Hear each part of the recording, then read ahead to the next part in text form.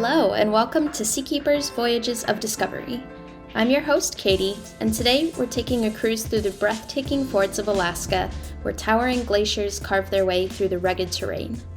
Glaciers are often considered the icy heart of Alaska's wild beauty, but beneath their surface lies a story of change.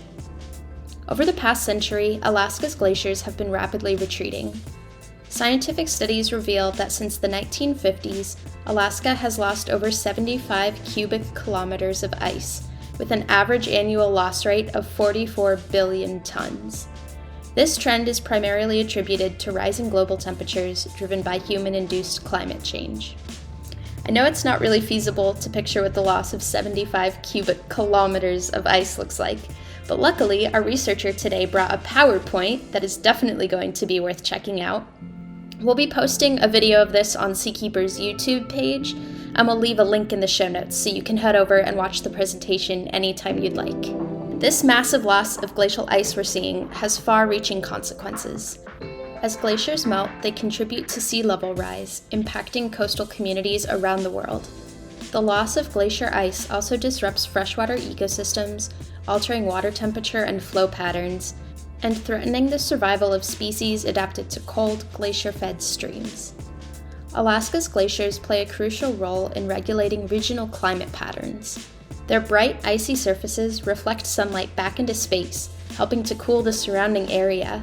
As glaciers shrink, the exposed earth and rock absorb more heat, contributing to further warming and creating a feedback loop that accelerates glacier melt. But perhaps most strikingly, the decline of Alaska's glaciers serves as a visible reminder of the urgent need to address climate change. These icy giants, which have shaped the landscape for thousands of years, are now vanishing before our eyes, underscoring the profound impact of human activities on the natural world. Dr. Bruce Molnia, scientist emeritus for the U.S. Geological Survey, began photographing Alaskan glaciers in the 1980s and has since created one of the most reliable sources of evidence for our retreating glaciers. Returning to the exact same places from the photographs, Dr. Molnia uses geographic features to align the camera and capture the same shot decades after the original. The stark contrast between these photos over time have provided undeniable visual proof of the dramatic changes occurring in Alaska's glaciers, serving as a sobering reminder of the urgent need for climate action. On recent expeditions, Rodney Moll, owner and captain of Discovery yacht Gillian Glenn, explored the stretching fingers of Alaska's waterways with Dr. Molnia to capture more evidence of the retreating glaciers. I'm thrilled to welcome them both onto the show today and to hear more about their encounters with these frozen marvels. Let's get to know our guests. We'll start by hearing from Rodney Moll, captain of Discovery yacht Gillian Glenn. Hi, Katie. I started as an entrepreneur and about 20 years ago stopped working on a day-to-day basis and started focusing on exploration. I approached Scripps Institution of Oceanography and offered to take out scientists on a boat I have in San Diego called Nayama. And over time, I was introduced to SeaKeepers as a potential platform to use both my vessels and my captaining skill to create access for scientists to the ocean. Something really amazing happened there as well. I was introduced to an outfit called the Explorers Club, and it turns out that my work with facilitating science and scientists like Bruce around North America on my boats had qualified me for access and membership into the Explorers Club, which is where I met Bruce and heard him give a brief presentation of some of his work at an awards ceremony where he was being recognized for his many decades of work into this glacial field. I approached him afterward and said, "Hey, Bruce, I'm building a boat for Prince William Sound, special built. Would you like to get back out on the water?" And so the two of us put together a Explorers Club expedition. I reached out to SeaKeepers and said, "Hey, we've got this in the queue. Are you interested in being part of that?" And of course, the answer was yes. And so that's how this all kind of came together. I enjoy tremendously sharing my time, talent, and treasure my resources and creating access for scientists, and at the same time get a great learning opportunity when I'm with these folks. My name is Bruce Molnia, and that's a Russian word for lightning. I actually have had a great life exploring, and most of my exploration is focused on ocean-related, fjord-related, coastal-related science. And the focal point, geographic focal point for where I've been working has been the subarctic, especially in Alaska. I have a fairly unique background. I was bored in my beginning of my third year of college and was looking for something to get off campus and break the monotony. And my advisor had a colleague who was working for Columbia University's Oceanographic Institution, Lamont, now called Lamont Doherty Geological Observatory. And they hired me to go to Antarctica on an icebreaker. I was 19 at the time, and this was my first exposure to seaborne science. I spent almost 6 months collecting geophysical data offshore Antarctica, and that started my career as a marine scientist, which continues to the present. That was 1965. So next year will be 60-year anniversary of my first research, marine-related research. Since then, and I'll go to my PowerPoint because I have this in here. Since then, I've returned to Antarctica several times. I've been on a around-the-world geophysical data collecting expedition that went from Piermont, New York, to Brazil, to South Africa, to the Indian Ocean, to Japan, continued across the Pacific. Did my master's on the Atlantic continental shelf off of North Carolina, then went to work for the U.S. Geological Survey and spent almost a decade working in Alaskan offshore areas, understanding or trying to understand the impact of resource development on the physical environment, especially shallow marine. And since the 1970s, have had a very strong interest in the different fjords along the coast of Alaska, collecting geophysical data, sediment data. Spent almost 3 years at sea in the Gulf of Alaska on more than a dozen research vessels. So I have had a very unique and exciting opportunity to look at some of the most spectacular scenery on Earth from a marine perspective. I'll stop there, but that's a general introduction to my background. The amount of history you have in this field is really remarkable. I mean, you're truly the expert, it seems. One of them. There are many, and there's a number of great colleagues. That's also part of what makes this a fun thing to be involved with. Yeah, collaborative science, that's always really exciting. Great. Can you maybe one at a time just tell us how you learned about SeaKeepers and what made you want to work and kind of bring us into this expedition? So my first experience with SeaKeepers was about a decade ago. I was looking for a vessel to visit the fjords in Prince William Sound. And I had a colleague who worked for the State Department who had a friend who had a boat in Anchorage. And it turned out he was a SeaKeeper affiliate. And he provided us 5 days of small boat work in the western part of Prince William Sound. That was my first knowledge of SeaKeepers. And then once I started interacting with Rodney, SeaKeepers was always in the background as an opportunity. And he introduced me to one of your senior managers, and that led to the affiliation with SeaKeepers for our 2021 Prince William Sound expedition. Mm-hmm. It's a great story, Bruce.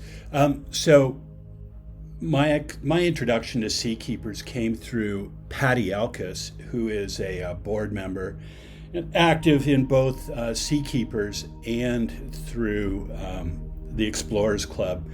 And Patty's also had been on the board for Scripps Institution of Oceanography and got wind of the work I was doing through Scripps with Kevin Hardy and introduced me to SeaKeepers. And Then eventually Tony came on board and has been helping facilitate this type of work.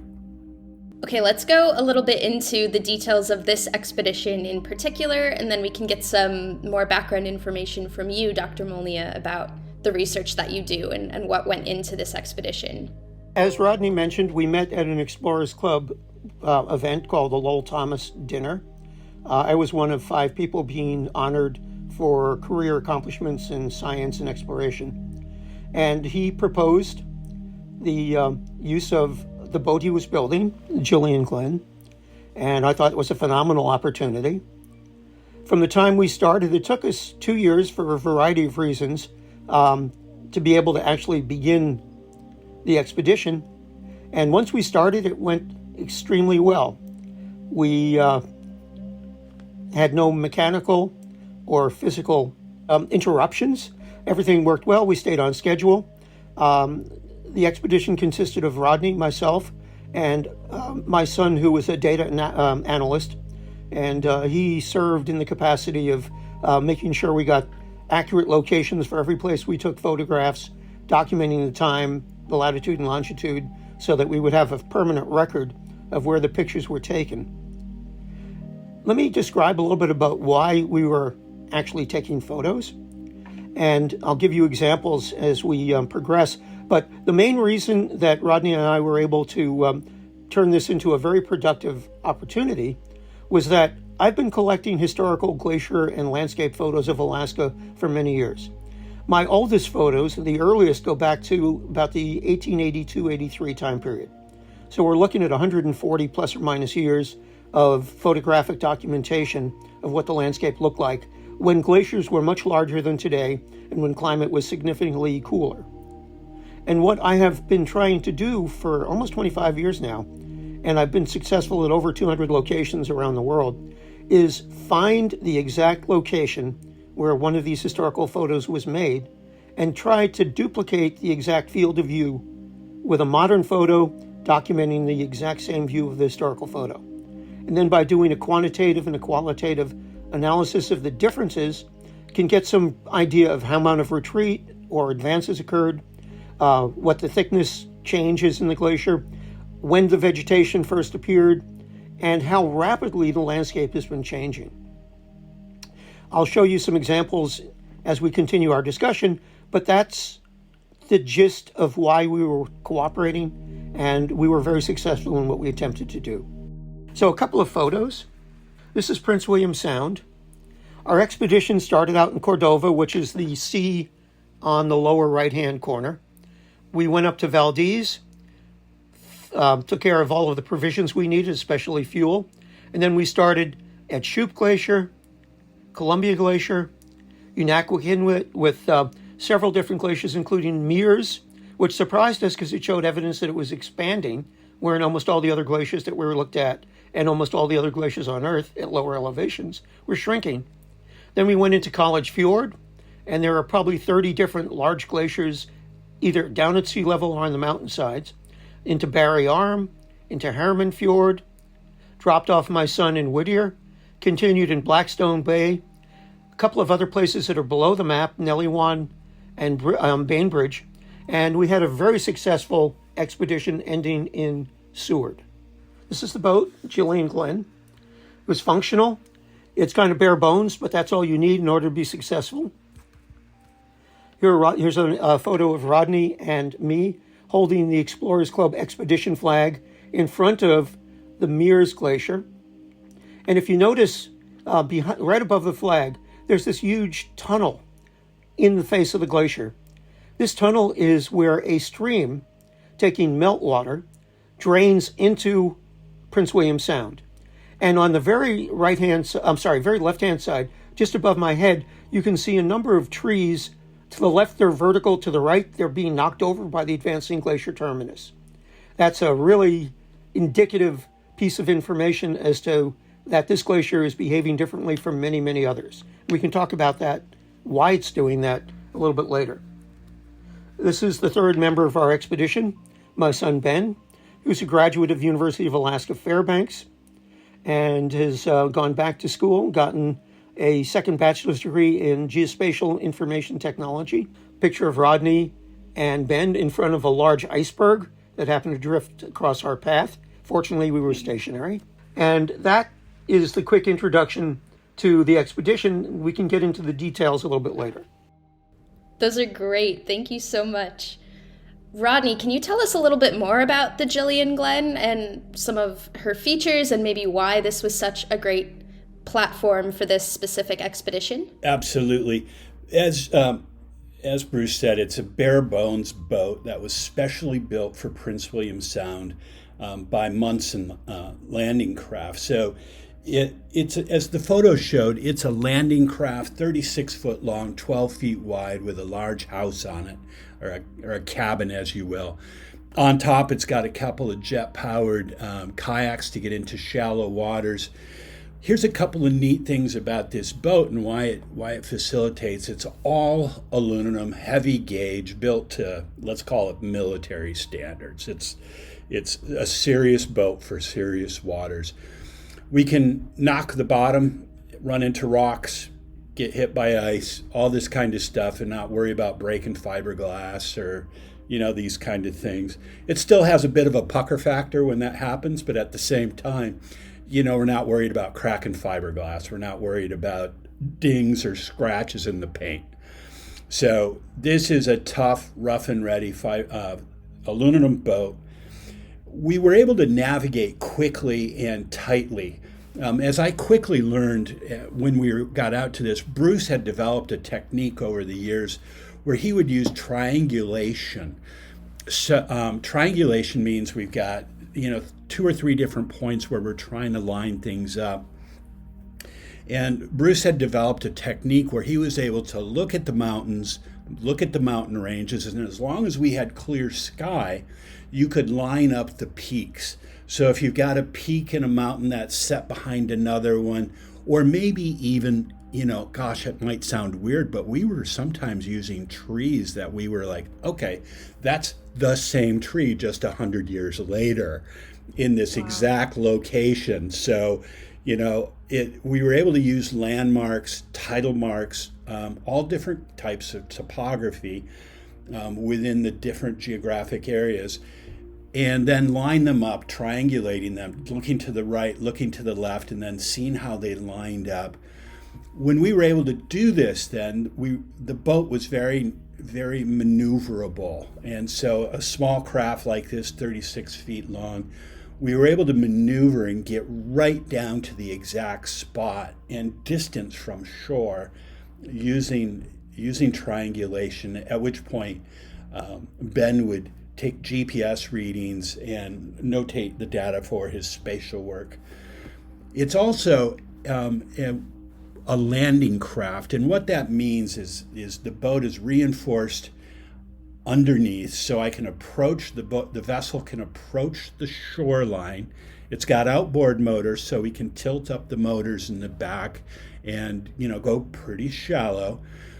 Drop the landing craft door, and in several instances, we pulled right up to boulders, and Ben and Bruce exited the boat with appropriate protection for the bears, and then walked to different points where in former times, perhaps a naturalist like John Muir, who was one of the expedition members of the Harriman expedition, actually took photographs from these exact spots that Bruce and Ben were standing.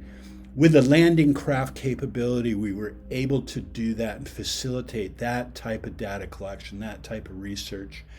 And so it proved to be an incredibly robust and valuable boat for the area. Big windows on the inside so we could duck in, because, even in the summer, even in early July or late June, you're still in ice fields, and if it's rainy and cold, and you're dealing with some long days and cold weather. So it's a great boat, great area, served us well. Yeah, it seems really well suited for this particular project. And before we get into the specifics of that, I have to go back to something you said. You talked about the bears, Was this something that you had to be really aware of on this expedition, and every time you left the boat, take those precautionary measures? Or is it something it's better safe than sorry, and you all didn't have any interactions? Well, so I live in Prince William Sound as my primary residence aboard this boat, which means I spend more time there than other places. I'm a migratory person, so that might not mean a lot to other folks, but I consider this my home base. And when you're on shore, you're never far from a bear. Let's just put it that way, particularly in this area. This is incredibly pristine glacial fjords, freshwater fjords, where there's incredible production of salmon and wildlife that is just unparalleled in my experience. It's one of the most naturally beautiful areas. Hardly any tourists are coming through here. There's no way for them to get there. When I took my partner up here last summer, she made a comment that this was the first time she was ever in a part of the world that was not curated for humans, meaning, even if you're on a trail in, climbing Everest, you're on areas that are curated for humans, and you have to wait in a queue and you have to do this and do that. These areas where we were adventuring in and exploring in, there's no attention being paid to making it comfortable or safe for us. So Bruce commented on it went safely, physically, and for the boat. These are incredibly challenging areas with incredibly volatile weather and present safety hazards that you can only imagine. Bears are certainly one of them. So clearly you all have to be so prepared for all of these factors out there. The Gillian Glenn seems like an amazing boat that's equipped for made for this type of situation. So this is a beautiful, wild, pristine area where it's, like you said, it's not made for human recreation, but we're still seeing human effects on the environment. So Dr. Molnia, can we go into a bit of your research objectives on board this expedition and what you learned? Yeah, but first let me say something about the environment. It's really interesting because everybody wants to take a cruise to Alaska. And so the big cruise ships go to either College Fjord, where there are a number of glaciers, or in and out of Whittier. And so you can be 5 miles away from where the cruise ships are focused, and it will be a pristine environment. You can go to places like Whittier or Cordova, and you're in civilization. So there's this really dichotomy between a natural, untouched, minimally visited environment that Rodney described, and places where there may be 25,000 tourists when there are 4 or 5 cruise ships in port at the same time. So it's really a unique situation. Almost everybody has been on an Alaska cruise, and they either end up in Glacier Bay or Prince William Sound. But most of the places they go are well-regulated. There are schedules to minimize cruise ship potential collisions and interactions. And where we're working, we bypass, or we go by in some cases, these main tourist routes and end up in the middle of nowhere, literally. So it isn't very far from civilization to literally, civilization with traffic jams and having to wait outside a restaurant in order to get in because there's so many tourists in town, to a place where the only thing you may see that's of human character are transmission towers of one kind or another. Or if the ferry goes across Prince William Sound, you may happen to be crossing in a similar area and see them. So it's an interesting, here you are, but you're not where everybody else is. Before you dig into your research, I have a question for Rodney on that. And maybe this is a silly question, but what about refueling? How do you deal with that out in that area? So the boat was engineered for this area and has a range that will cover the sound of 300 gallons. We get it, which is very typical for a boat to get about a mile a gallon, unless you get into a smaller boat, a little speedboat. But once you get into this size or bigger, like my 50-foot boat gets a mile a gallon, this boat gets a mile a gallon. This one goes a lot faster than 8 knots, but this boat will cruise at over 30 miles an hour, and so that gets us around pretty fast. Bruce and I were doing some fuel calculations based on his route. I asked him to submit ahead of time what ideally he'd like his route to look like. I took that route and then plotted it out and determined that we could do it, but we might not be able to depending on the weather or if we got stuck. So I like a safety factor of about 20% on fuel. I have a couple of fuel drums at 55 gallons each, which can strap onto the front of the boat.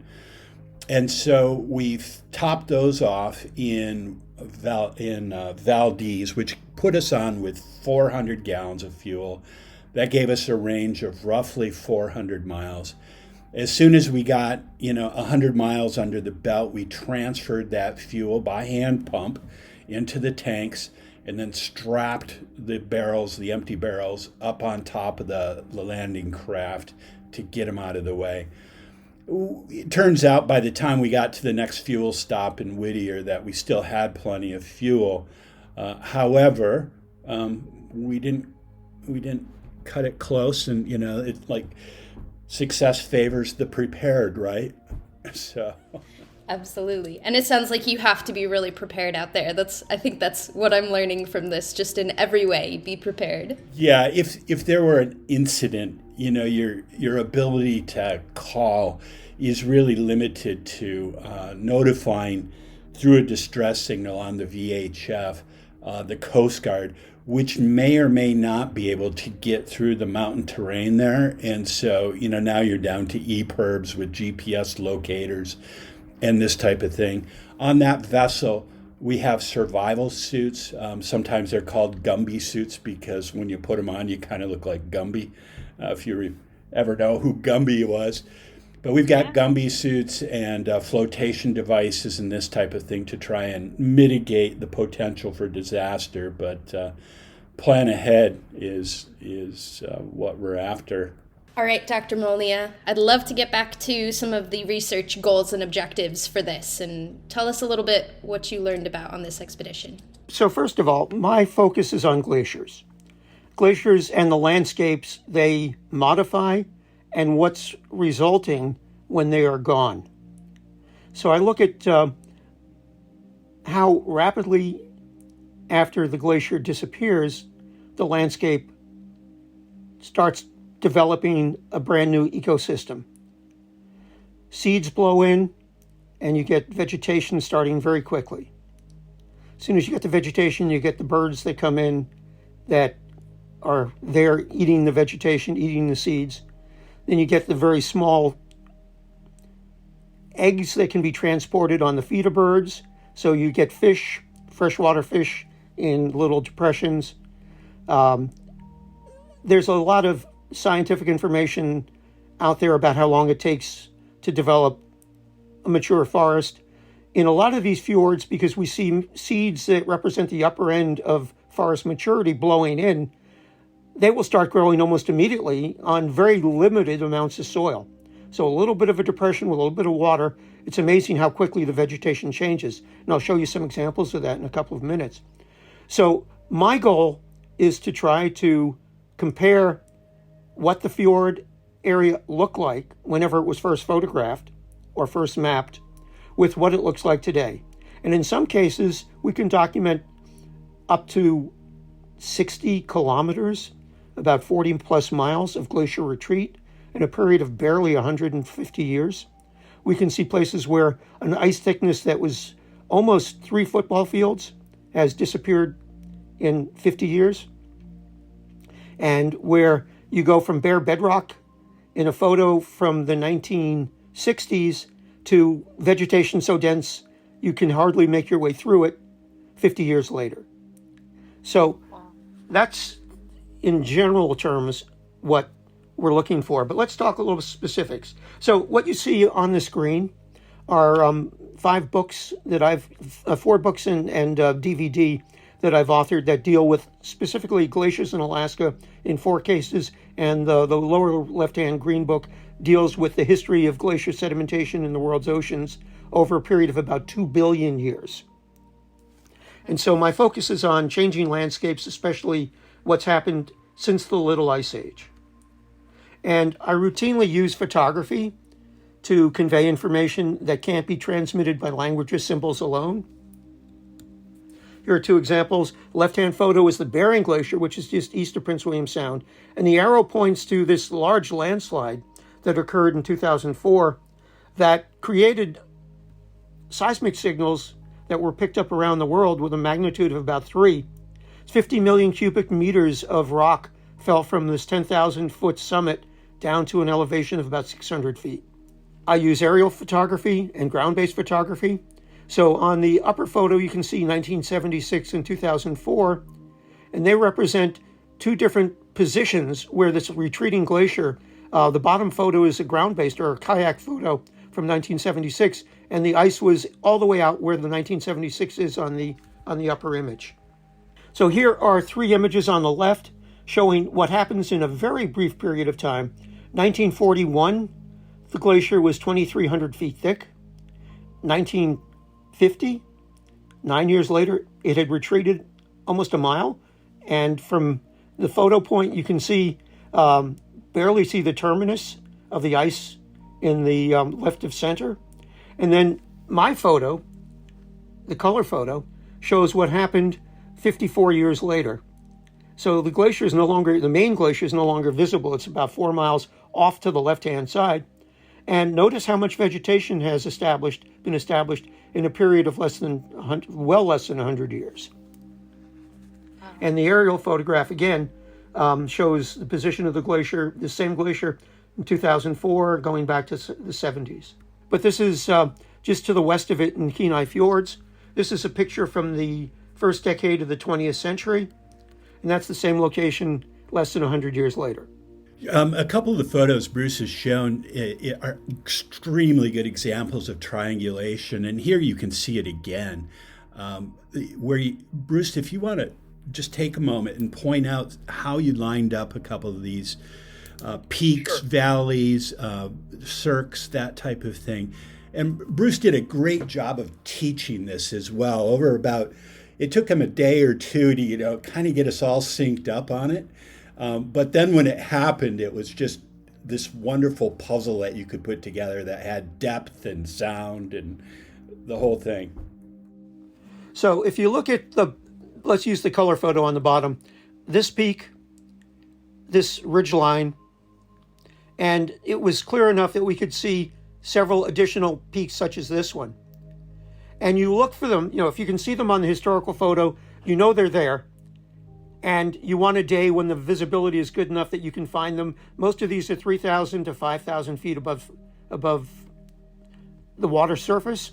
So I tell people on a cloudy day, I can't help you.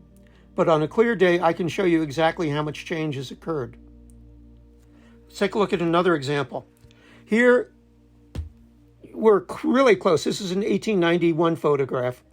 And you see, I believe, there's just a little bit of bedrock exposed over here on the very left-hand side. Notice that summit ridge. Here it is again. That's the only identifiable feature. Notice how they line up from the historic image to the... We've done that because we were fortuitous that there was a recognizable feature, this mound on the summit of this relatively low elevation ridgetop, but it was so distinctive there was nothing like it for 5 or 6 miles in any direction. So once we were able to get the angles and line up, we could see that in the period between images, the glacier had retreated completely off the face of the fjord, which means it retreated almost 35 miles, and that all of the other ice at elevations below about a mile had completely melted away and disappeared. And that areas that were completely ice covered, you couldn't see them because they were under so much ice, now have trees that are 40 to 50 years old. Another example, this is one of the more dramatic ones. This is a place in Prince William Sound called Port Nellie Wan, and this is Nellie Wan Glacier. This is a photograph from the middle of the 20th century. Notice the glacier in the foreground, notice the icebergs, notice the muddy flat to the left of the photo. Same location, less than 50 years later. But notice how, even though this is a rounded surface, there are some topographic extremes to it, and they match up. And that's part of the process, is making sure that you get 3, at a minimum, identifiable geographic features so that you can look at the angles between them. And you may have to move 100 feet, you may have to move a quarter of a mile, but if you take the time, and sometimes it takes hours triangulating, because sometimes it doesn't look like features are in the same place where they were when they were photographed, 100 years ago. And some of it's due to camera geometry. Some cameras had rotating lenses, some just had distortions. So every place is a unique opportunity to practice this triangulation or practice the matching of geographic features. Bruce, may I interject here a moment? Please. What we did that Ben and Bruce and I collected is, as we found these spots, we now had the technology to put a GPS coordinate with it. So in the past, when they were collecting these, they had to use triangulation. In the future, to do it again, which I'm sure it will be done again, all they have to do is go to the GPS spot and look in the right direction, and they'll be in the spot where these things were captured. And Bruce has got all that data archived now. Exactly. So you all are doing the hard work of finding these locations. You bring the photographs with you and compare them, and then you take your new photographs? Yes. So I put together a portfolio of each location with, if there's a known latitude and longitude, it's on the paper. And for example, this one, there was a description that was provided by the geologist named William Field, who photographed this in the 1941 time period. And so his description said White Thunder Ridge, which is a very well-known feature in Glacier Bay. It said Wolf Creek. He said you take your boat, your anchor, you walk up the shore of Wolf Creek, and the way he described it, you go up any defile. There are all of these little channels that are cut in the rock. He said it's a 15-minute walk. So this is what it looked like when he photographed it in 1941. This is what it looked like in 2004 when I came back. And his 15-minute walk up a defile was a 6-hour slog through the alder and the willow, trying to find where we were going by GPS because we couldn't see the sky. So look at the differences. Notice there's no soil, there's no vegetation on the left-hand side, this whole area in here. And look at what's there 64 years later. And look at all the, this is remarkable. Remember, when he was there, the terminus of the glacier was right across here, right across the right side of the photo. So that shows you the rapidity of change in this is a subarctic environment. It's also, by coincidence, sitting about 50 miles from the open Pacific Ocean. And along the coastline there, you've got a rainforest. So this is a unique type of geographic situation where you have glaciers that are literally coming down to elevations at sea level. Their beds are 500 meters in some places below sea level. And once they leave, you have a brand new marine arm. And very quickly, it becomes colonized by all sorts of marine vertebrates and invertebrates, and then you get all sorts of adjacent types of animals coming in. You get caribou, not here particularly, but other locations a little further north. But you get animals, traditional terrestrial animals, large mammals that come in here because there is a food supply. So the landscape changes rapidly, and it's all driven by glacier dynamics. So going back to Prince William Sound, I mentioned some of the oddities that we saw. This is the flank of Harvard Glacier, which is one of the only two that we saw that were showing any evidence of actually advancing. You can see here it's pushing right up to the edge of the vegetation. This is more typical of what we saw. You got a glacier, this one completely covered with debris, and the ice that had been down at sea level, which is the foot of this image, you can see it's retreated way up the top of the mountain. There's still a huge amount of meltwater descending over the recently exposed bedrock face. This is one of the places we went in College Fjord. This is Yell Arm. This is a picture taken from the late 1890s. This is a 1950 view of the same area. And this is what it looked like when we were there. So you're looking at 100 years of change, but it's really dramatic change. And it's happening. Bruce, can you hold here just a moment? Back to Columbia, the map slide. Yes, so in Columbia Glacier, right there, you can see where it shows the glacier in the water. This is probably a rather recent slide. The Jillian Glen was built in 2020 and was in these waters in 2021. So the reason I bring this up, it has state-of-the-art, brand new Garmin GPS chart plotter on it. The chart plotter shows a map very similar to this, a chart very similar to this, where Columbia Glacier comes into the water and the terminus of the ice is right there. I went into that ice field and drove the Jillian Glen back in another 6.5 miles in 2021. And that will show you how quickly that happened. A state-of-the-art chart plotter that uses NOAA satellite images as part of its basis the glacier had receded over 6 miles just in the time between the chart and when I was there. Yeah, so let me go back to that picture. I'm sorry, I didn't mean to change it. So this is Heather Island. Can you see the cursor? Yeah. The glacier sat on Heather Island until 1981. 1981. Wow. Oh my God, that's amazing. And so there was a huge Coast Guard USGS cooperative program watching the icebergs coming out of Columbia Arm, drifting across the mouth of Valdez Arm. This is Valdez up here. The tankers that carry all the oil from the pipeline, the Trans-Alaska pipeline, end up they load just below the V. And they come down, and for years, they had a daily watch in this area because of the large icebergs that were a threat to navigation.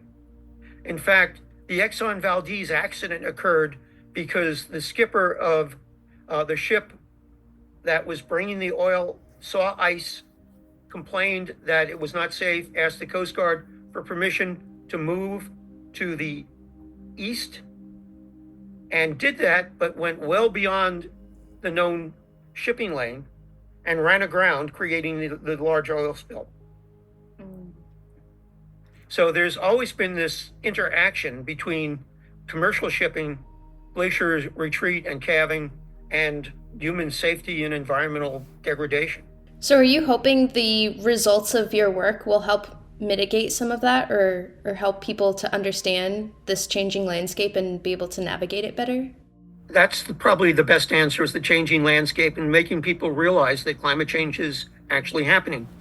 I started doing this seriously about 25 years ago when I was attending a meeting with the Deputy Secretary of the Department of the Interior, and he was looking for unambiguous, irrefutable evidence of climate change, anecdotal evidence of climate change. And I started thinking, I've got all these pictures and I have all these historical photos. I can't think of anything more convincing than a pair of images from the same location showing dramatic changes over a known period of time. And that's what triggered it, and that's why I continue to do it, because there are not as many climate deniers as there were 25 years ago, but there's still significant numbers of highly placed individuals in both world leadership positions and economic positions who try to ignore or totally disregard science and the documentation of what is actually happening. And so putting out pairs of photographs and letting people make their own interpretations, I think, is a major step in educating the general populace as to what is actually taking place. Yeah, absolutely. And to do it with time series, where if I'm fortunate, I can go back 3 or 4 years later from my last photo and show, wow, there's another half mile of glacier retreat. People understand, because the water that comes from these melting glaciers ends up causing a rise in global sea level. Now, small glaciers in temperate regions like Alaska are minimal in terms of their impact. They may account for less than a foot over their entire life history. But same kind of activity is taking place in the Antarctic and Greenland. And there you could have hundreds, literally hundreds. I think all the ice on Greenland and Antarctica melted. We'd see something close to 300 feet of sea level rise globally. Wow. No one is projecting that to happen in the short term. The last time it has happened is in the millions of years ago. But even 120,000 years ago, Greenland was ice-free. So you need to be aware of what the long-term consequences are, as well as the short-term changes that are having impacts on ecosystems, even if they're not impacting you living in the lower 48. Yeah. And I think this type of temporal data is really impactful. It gives people, it's kind of like when you see photographs of coral reefs from 50 years ago, and then you go, scuba diving, and it's so drastically different, often just rubble. And it really, it gives people the opportunity to have a glimpse into the way things used to be that we just don't get that opportunity. Rodney, you have a lot of experience in this area. You're very familiar with this area. You kind of called it your backyard or your home base. How does it feel to be a part of these expeditions and to see the comparison of these photos? It was a privilege and an honor to be with Bruce and have the long history of it.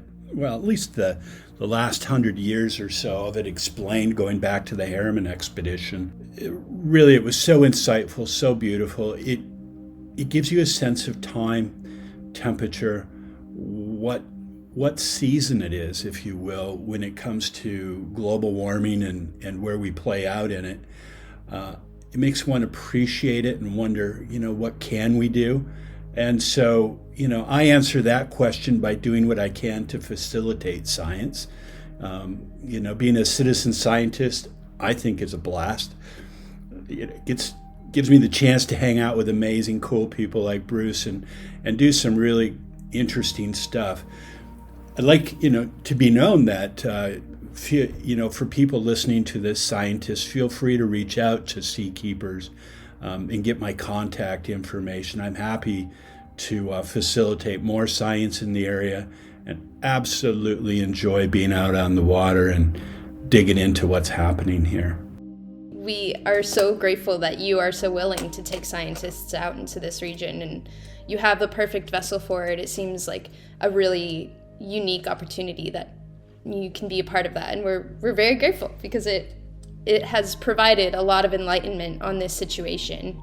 It would be great if we could chat a little bit about some of the broad effects of this kind of glacial retreating happening in Alaska.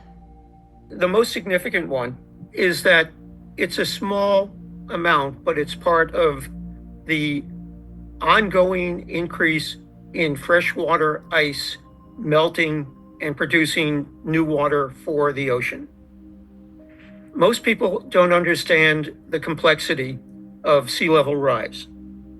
Half of what we see with rising sea level is new water entering the ocean. The other half is the fact that as water temperatures warm, the molecules actually occupy more volume.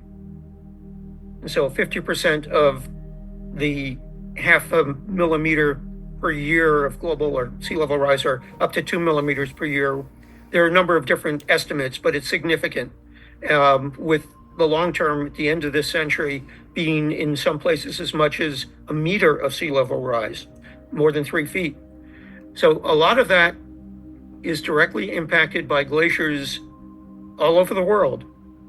And it's interesting to when you try to educate people who are not familiar with glaciers, there are glaciers on every continent except Australia. The glaciers in Africa are rapidly disappearing. In fact, Mount Kilimanjaro is on the verge of losing the small remnant of glaciers that exist at elevations up about 18,000 feet above sea level. But there are glaciers on the equator, in Irian Jaya in New Zealand, not New Zealand, in New Guinea, I beg your pardon. There are glaciers in New Zealand where the terminus 25, 30 years ago came down into a forest made up of palm trees. And so they have been retreating. And some of the larger glaciers in New Zealand are falling apart just as rapidly as Columbia Glacier is, as Rodney described it. So the other side of the coin is this warming environment is changing the marine infrastructure. The entire large fish inventory in Prince William Sound in offshore Alaska is changing as temperatures increase. Salmon habitat is decreasing. And you get a lot of fish that couldn't exist in Alaskan waters 30, 40 years ago, migrating further north. I hear from the commercial fishermen that they get all sorts of trash fish now in Prince William Sound when they're trying to find halibut. The halibut are being outcompeted. And so we shall see significant changes as we progress through the century in both vegetation and the fisheries that have been the economic backbone for Alaska's commercial fishery industry. So those are some of the consequences.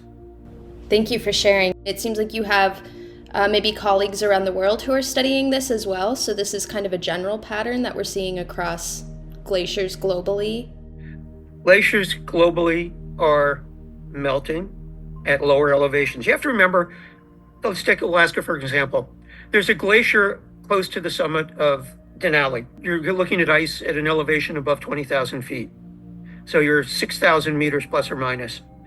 Once you get down below 1,000 meters, the annual temperatures in many places now are above the freezing mark. And so you have a lot of places where you've got what I call warm ice, which means that it may have liquid meltwater most of the year, but the mean annual temperature is just a small fraction of a degree below the melting point. So with continuous warming, Alaska is warming more rapidly than most places on Earth. Just to give you an example, there are 19 first order weather stations in Alaska. And since World War II, since 1949, the average temperature increase for all of them is about 4 degrees Fahrenheit in Alaska, which is far greater than what the world scientists are concerned about in terms of global temperature increase. Wow. And some of those places in northern Alaska have winter temperature increases of more than 15 degrees. So it used to be minus 40 on average, it's now minus 25. Still, everything's remaining frozen, but the sea ice lasts a shorter period of time. It's thinner. It does not reflect the solar energy back into space. It actually ends up heating the meltwater on the sea ice ponds. And so we're seeing a radical change in the configuration of ice cover, both on land and offshore, due to climate change. So this is a big question, but where do we go from here? Now that you've gathered this sort of irrefutable proof that climate change is happening, that the glaciers are retreating, there are all these environmental impacts, what's our next step? Well, the next step is to try to get the decision makers globally to understand the long-term consequences. We're going to see very little significant change within our lifetimes, but 2 or 3 generations into the future, it may get to be the point where tens of millions of people in coastal locations around the world will no longer be able to inhabit the environment that they have and their families have for centuries. You're going to see certain types of food no longer being able to be produced because of the temperature increases or because of the change in precipitation. You're going to find many places where glacier meltwater, which might have been the main source of potable water in remote areas, will no longer be available. I'm sure you can, if you take the time and start looking, there are all sorts of significant but remote consequences, such as the ones I've just described. So the real issue is we have all of these large international gatherings discussing what we need to do to protect and save the world. and we make all sorts of arrangements, all sorts of international agreements, and then we ignore them. So long-term consequences are real. For us, we can probably get by with a minimal impact on our lifestyle. Minimal in some places. Charleston, South Carolina seems to flood twice as often. Tidal Basin in Washington, D.C. has about 100 days a year now where it gets flooded. There are many, many other places that are no longer the same safe place. Look at Venice, for instance. So there are consequences already taking place. Man, this is a tricky subject to talk about because it seems, it's such a unique experience to go see these glaciers, to get to be in such a pristine and truly wild part of our environment, and then to see those changes and to understand the greater picture. It can be really challenging. I would encourage everyone listening to go educate themselves about climate change, about glaciers and what that means, and see what you can do. Maybe join a cleanup or try to switch to renewable energy. There's a lot of different things out there that we can all do. But I want to switch to a few questions, chatting a little bit more about the expedition. Maybe we can end on a bright note and give everybody some hope for the future. But Rodney, I'd love to hear a little bit more about your experience on this particular expedition. Were there any interesting highlights or anything that stands out to you from this that you really took away and you still keep with you? Bruce's friendship, number one. It was wonderful to be able to spend time over 10 days or so on the water and share experiences and develop that bond. I think that's one of the wonderful things you can take away. As a captain and boat operator in the area, I came away with a much deeper understanding of the ecology, the way the planet works, and the impact of glaciers, global warming, fresh water, these types of things. So for me, it was a very enriching experience. Anytime you get to do some real legit citizen scientist work, it's great to be in the field. I love being on the water. I think it's just a great thing to do. I'd encourage other people, if you have assets like vessels and skill sets, or have captains available, to make them available to SeaKeepers and let them know that you're willing to do this. A lot of scientists have challenges getting access to ocean, getting access to the water. Many cases, PhD students, even at places like Scripps Institute of Oceanography, have to get grants, sometimes $4,000, $5,000, $6,000 a day to get ship time, to get ocean time. So anytime we can, as private citizens, create that window for free or very, very low cost for scientists, it's something we can do to move the needle and to contribute in ways that are totally effective and legitimate. And so I'm just putting that out there, Katie. We appreciate it. We want to help as many scientists like Dr. Molnia as we can, and it takes a fleet of vessels like yours who are willing to host those expeditions and put in the time and energy to unravel some of our mysteries. So, Dr. Molnia, did you want to comment on that as well? Yes, let me mention something. Rodney, I'd love to go back with you in the next year or two if you have the time and interest. But I want to sort of give you sort of an anecdotal situation. Our refrigerator consisted of an igloo cooler. And our source of insulation, our source of protection for our food supplies, were pieces of ice that we would fish out of the water and make sure they were small enough to fit into the cooler. Bruce, wait. The pieces of ice out of the water were small enough to fit in the cocktail glass so that we could put a little scotch on I was getting to that in just a minute. Oh, I'm sorry. I'm sorry. I was going to say, one of the first evenings when we had finished our day's work, we were sitting around our elaborate dining table, and we had a piece of ice from, I guess it was Shoup Glacier, that probably was between 100 and 400 years old. And it was an exceptionally good piece of ice because it had very little air bubbles in it.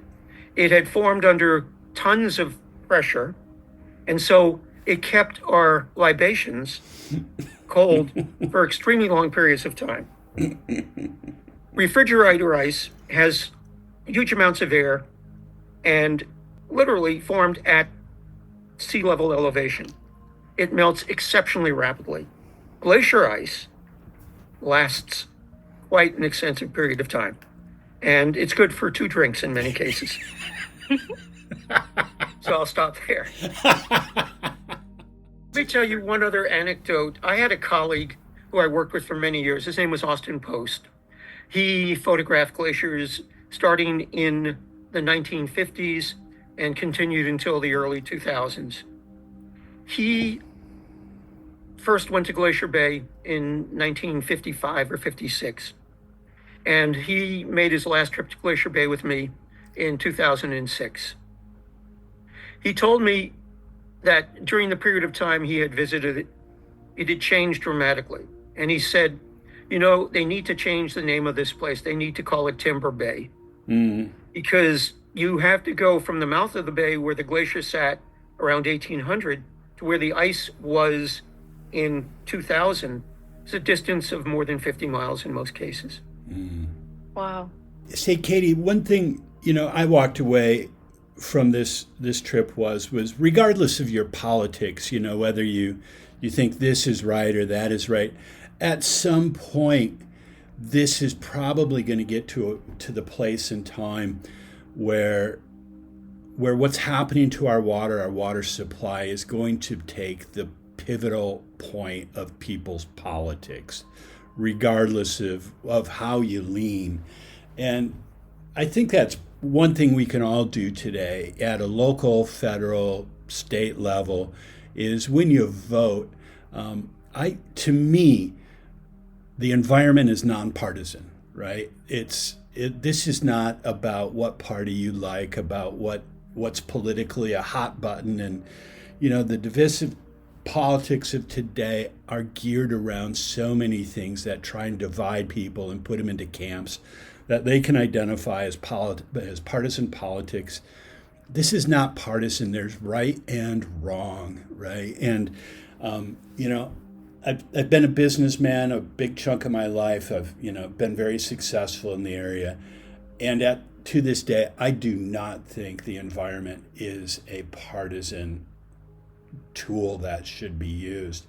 You either get it and understand the science and agree with the facts and do what's right, or you ignore it and kowtow to special interest groups that are trying to make money out of a long-term or short-term thing. And so at the end of the day, it's going to boil down to that. And I'd just like to suggest now is a good time to make the call. When it's time, vote for the environment. That's my take. Yeah. Yeah, and let me add to that. Climate change is not linear. We can get exceptionally cold winters even though the mean annual temperature is increasing. We can get atmospheric rivers of water in California that minimize the impacts of long-term drought, but they're a short-term solution. So, yes, it's not straightforward and simple. It's quite complex, but it's important that you take the time to understand what it means for you as an individual. Absolutely. My last question for you is if there are any kind of acknowledgments or last final thoughts you would like to mention before we wrap up our conversation. To me, it's thanks to the Explorers Club for creating platforms like that cherish and honor exploration and create platforms for us to meet, and for SeaKeepers for the work you guys are doing in creating venues to get the word out there as well. So thank you.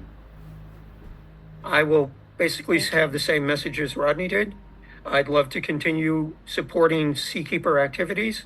Let me know how I can help. I am looking forward to additional cruises, not only in the subarctic, but love to continue exploring the world's oceans. Thank you for the opportunity, and you know where to find me. I do hope we can work together with both of you in the future. I think there's a lot of opportunity there, and your expertise is so valued on all of this. So I just want to thank you so much for joining for this discussion today. It was so great learning about this expedition and the research that you've done, the local knowledge that you have of this area, and your insight on what's happening to these glaciers. So it was so great to speak to you both, and I hope we get the chance to speak soon. Thank you. Thanks, Katie. Thanks, Bruce. Good to see you.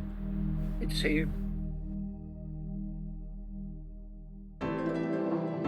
If you enjoyed today's story, head over to our SeaKeepers YouTube page where you can watch Dr. Bruce Molnia's presentation and see the decades of photographic evidence of glacial retreat in Alaska.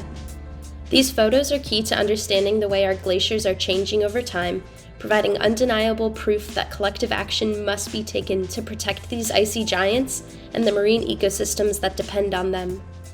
An immense thank you to Dr. Molnia, whose dedication to telling this story has spanned throughout the decades, and to Captain Rodney Moll, who made this research possible.